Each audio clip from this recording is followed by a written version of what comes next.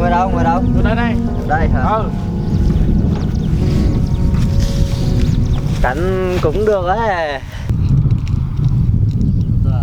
Nãy chở hai tao bay mệt quá. Phải động xíu lắm. Ui, cảnh đẹp nhỉ. Đây với mày. Lắc đi mày. Hai tao bay biết không?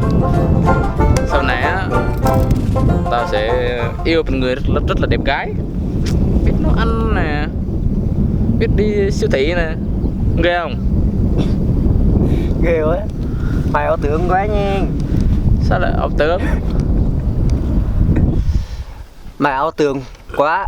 Thường thì gái xinh nó không biết nấu ăn đâu. Mặt nó đẹp, nó xinh, chứ bên trong kết cấu nó chưa chắc đã hoàn hảo. Hoàn hảo nữa hả?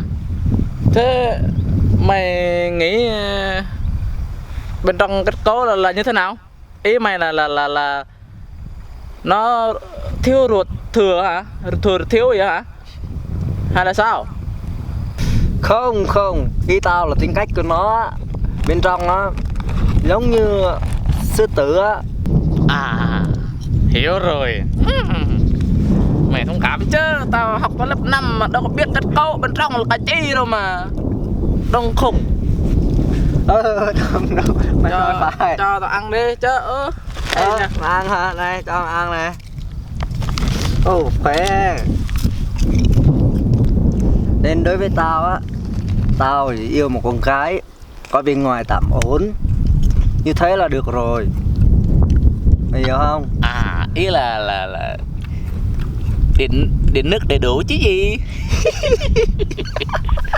Bậy quá nha.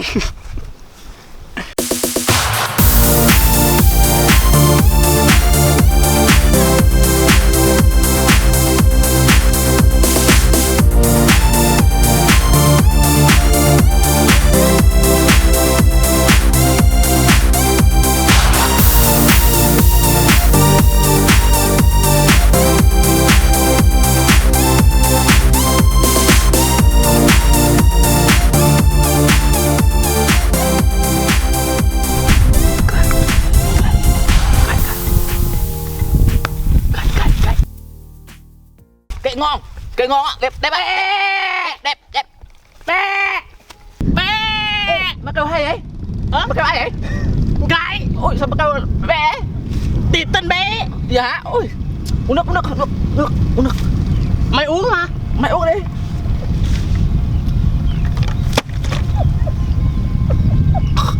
Cái gì vậy? Răng mày. Cái gì? Răng mà rớt xuống nước mà thấy bé bé kìa. Là do có. Đúng rồi. Mình gì nữa? Ê, thiếu một răng kìa. Ôi. Ôi, răng của tôi. Ơi. Ơi.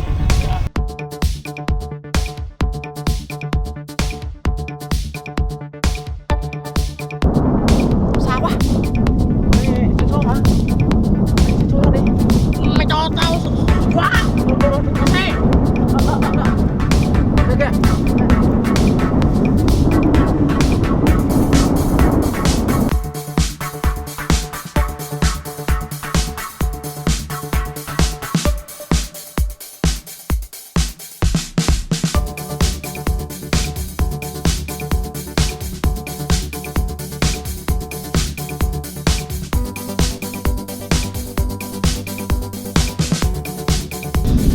Cô lên, nhanh lên.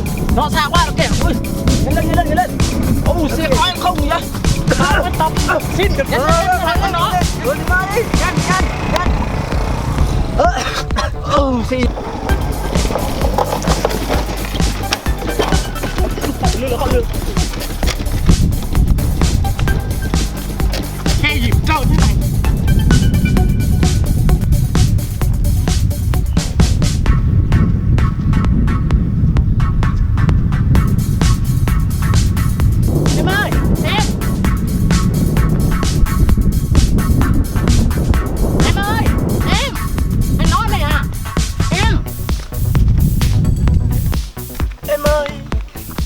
Có biết bao ngày bên em là anh đã. Em ơi. Em ơi. Gì vậy anh? Cho anh số điện thoại của em được không? Có quen đâu mà xin số người ta. Chắc lại sao quen mà em. Giờ em muốn số nào em cho. Em có nhiều số lắm. Cho anh một số thôi. Dạ số 0 anh. Hả? Đọc tiếp đi em. 1 2 3 4 5 6 7 8 9. Anh tự sắp xếp đi nha. Ủa? Quỷ số này.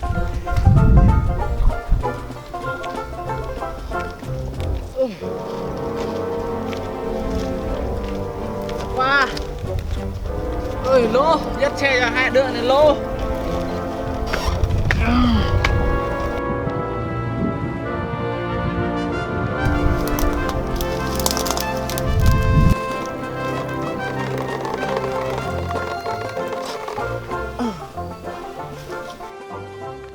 Được rồi.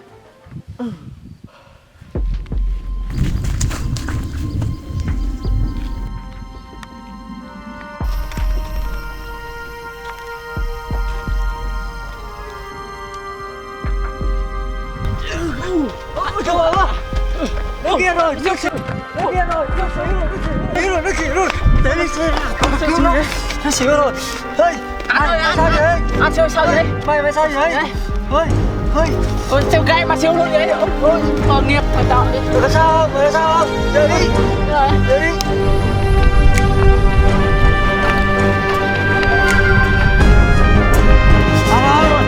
Chạy treo gai mà siêu luôn vậy. Anh ơi, chơi đi. Ơi. Bắt chung rồi. Chưa phải không đi tạo thôi. Mày hốt đi. Đấy. Tao bảo. Hỏi đi. Đồ không.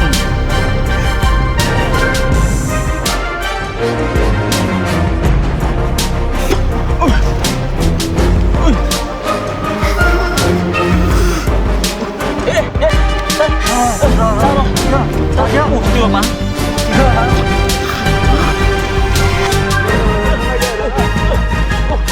Bây giờ hả? Còn bên là đội dại vậy? Có sao không? Có sao không mày? Có sao không? Mày có sao không? Bây giờ mình ngất xỉu chi vậy? Tao mơ. Mời về. Mơ gì mày? Vậy. Bây giờ đâu? Về thôi. Em chân dài. Về đi, về. Tội nghiệp. Tự nhiên không cô. Có thấy mình mùi mùi không?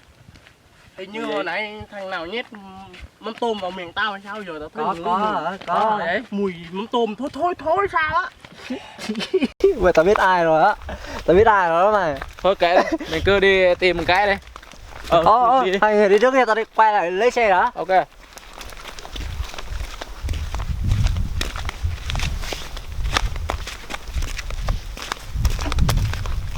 Dạ, mệt quá. Mình ngồi đây đi. Đi này giờ Mệt quá. Mệt mỏi sau lưng. Đau hết xung quanh mặt trời luôn mà. Tao đùa theo gái, tao mệt quá, tao xỉu luôn. mày ngu quá mà tự nhiên đuổi Tao theo bị té, gái. tao chạy theo bị té đập đầu vào đá. Chiêu Xỉu luôn. Về ăn cơm là đúc bài luôn á. Ăn cơm này.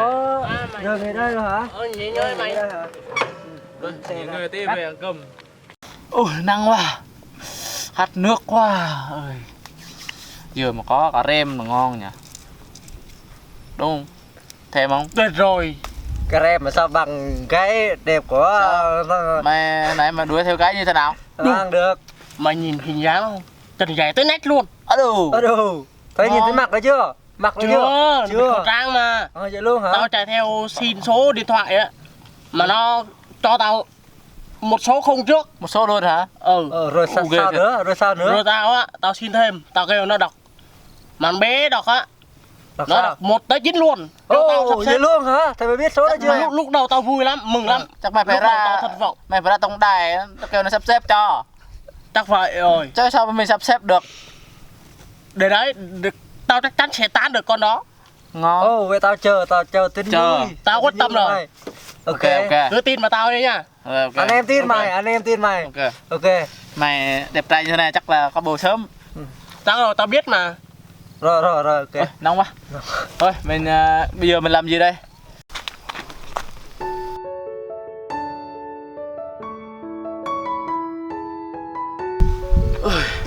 Nắng quá. Ai đây? Nó lại kìa. Ăn có sao không? Anh không sao. À, đẹp Anh quá. không sao về tốt rồi, anh có việc đau chỗ nào nữa không? Cái đẹp quá. Không sao em, đẹp quá. Đẹp quá. Đẹp. Em à, Đều nhà em có bán rượu không? Mà nói chuyện anh say quá. đừng có say. Anh cứ trêu em hoài. Em cho anh một điều ước được không? Anh nói đi. Ý là cho xem khuôn mặt em đó. Đúng rồi đó. Đúng. Em ngại quá. Sao lại ngái? Sao Ý ngại? cô chắc đẹp lắm á. Rất đẹp lắm.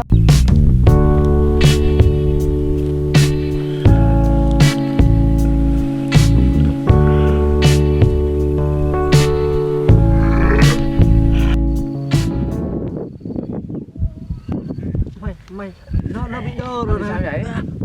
Nó bị đơ rồi. Anh ơi. Ai đây? Ai?